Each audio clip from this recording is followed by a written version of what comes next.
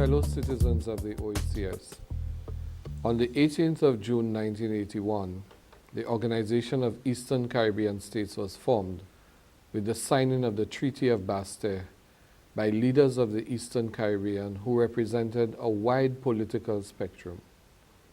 Among the persons signing were Maurice Bishop of Grenada and Eugenia Charles of Dominica, who, despite the wide ideological divide between them, were visionary enough to embrace the things that could unite us.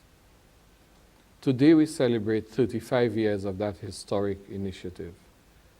In the wake of this anniversary in 2016, we are also celebrating 15 years since the formation of ECTEL, the Eastern Caribbean Telecommunications Regulatory Authority, and 5 years since the signing of the revised Treaty of Bastille. Then in February 2017, we will be celebrating 50 years of the formation of the OECS Supreme Court. The great vision of the revised Treaty of Bastille is the creation of a single economic and domestic space. This involves the free movement of people, goods, services, capital, and ideas across the member states. The harmonization of policies in trade, monetary policy, social welfare, health, and a range of areas. In other words, it is about the bringing together of our collective strengths to overcome our individual weaknesses. Look at what is happening all over the world.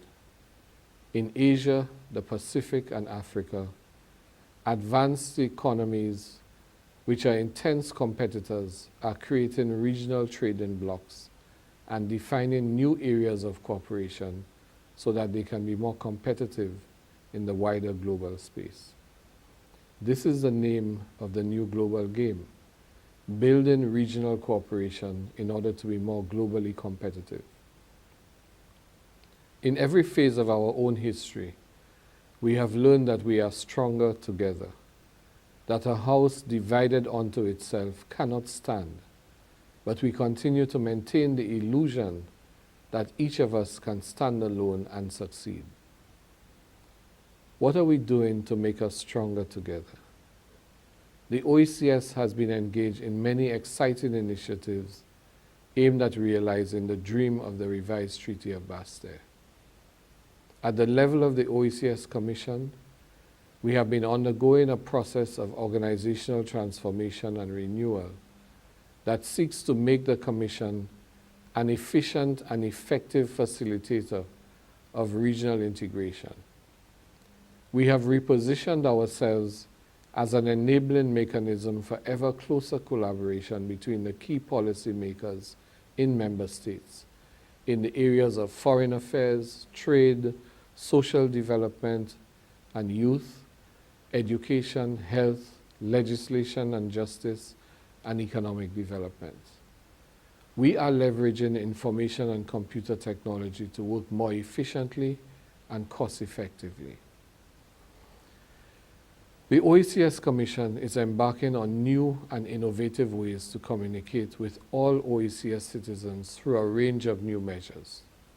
Coming soon is a new interactive website, regular e-news sent directly to different groups of stakeholders, and a regional citizens question and answer forum that will focus on burning issues in the OECS and be telecast throughout all member states on all media.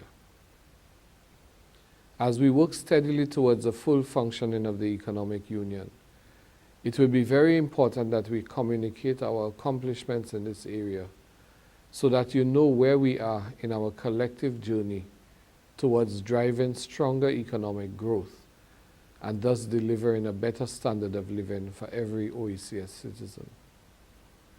But it is not only about telling our story. It is equally about listening to the voices and concerns of the OECS public and interest groups. As a listening organization, the Commission is eager to hear your views, and to that end, our communication system will create new avenues to solicit these views and opinions on the things that matter to you and your families. A good example of the new approach to regional cooperation is in the area of health. Ever since the emergence of the Ebola threat in 2014, we established the OECS Council of Health Ministers, and every Tuesday since, the health policymakers, ministers, and our chief medical officers and key officials have been video conferencing to share information and take joint action against chikungunya, Zika, and to achieve compliance with the international health regulations. Key regional and international partners, PAHO and the Caribbean Public Health Agency, are standing participants in this process. The free movement of people is a reality, and citizens of the OECS can travel freely to Lyme, live, and work between the member states using simply a government-issued photo ID and with the ability to use a valid driver's license from any OECS country to drive in any other. We are, however, deeply conscious that there is still work to be done to make travel within the OECS cheaper, more hassle-free, and we are working to remove some of the remaining barriers to this goal. Working groups involving customs, immigration, security, port, and other officials from all member states have been working together to design new systems for the free circulation of goods and services within the single space. Our ultimate objective is to have goods and services move as freely from member state to member state as they now do from any capital city to any village in one country. In the past 35 years, some of the initial successes of the OECS have gained institutional permanence. 15 years ago, from the combined effort to liberalize telecommunications and break the burden of monopoly, ECTEL was born. And those old enough to remember those days of monopoly can attest to the intensity of the battle that was successfully waged to give consumers of the OECS the right of choice and to reduce the cost of telephone access.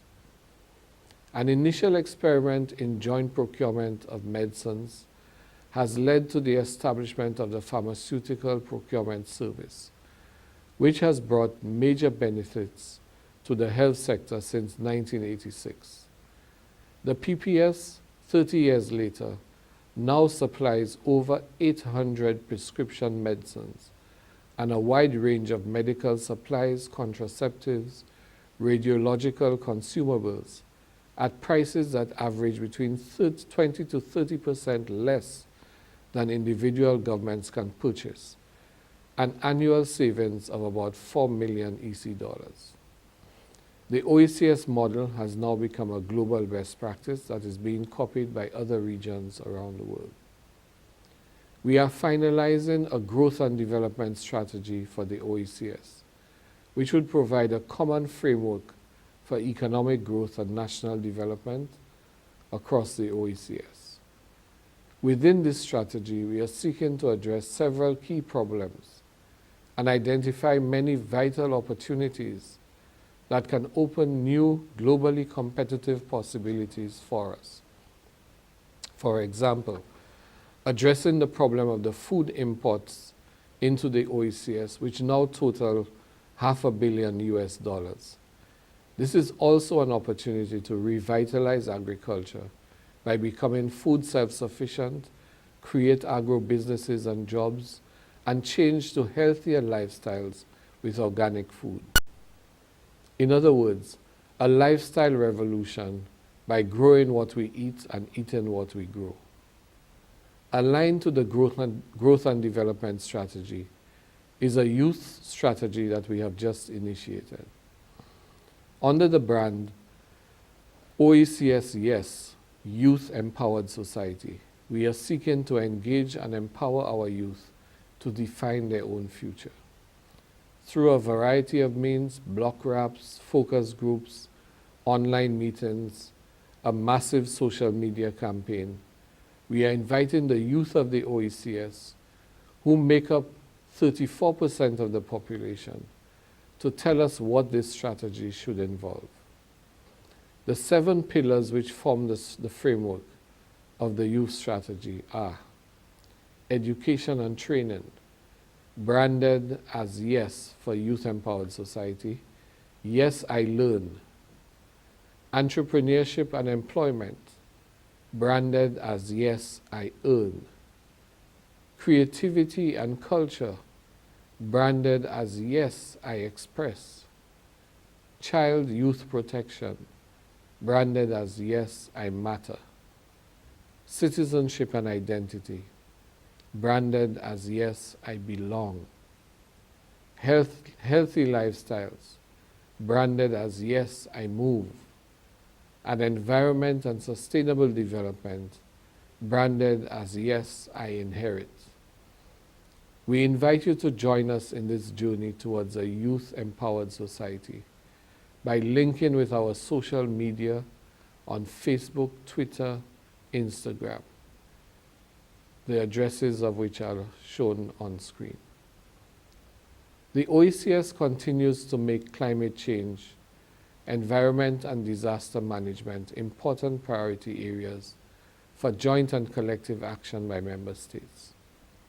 We are clear that sudden and unexpected disasters, such as Tropical Storm Erica, are likely to be the new climate normal, and that we need to completely redefine our early warning systems, our disaster response mechanisms, and our post-disaster recovery capability.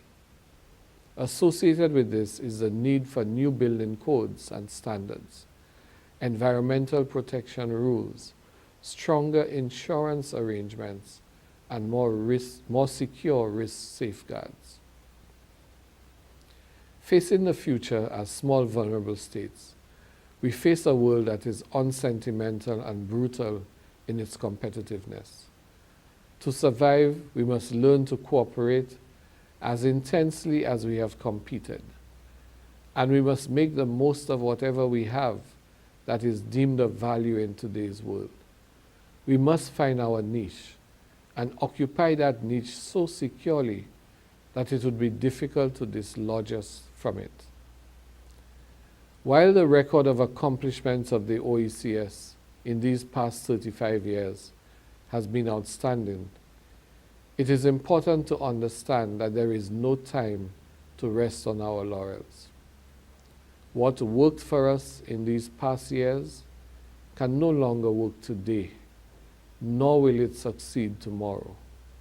We need to find new approaches that empower us to accelerate the pace of change if we are to get ahead of the global tide.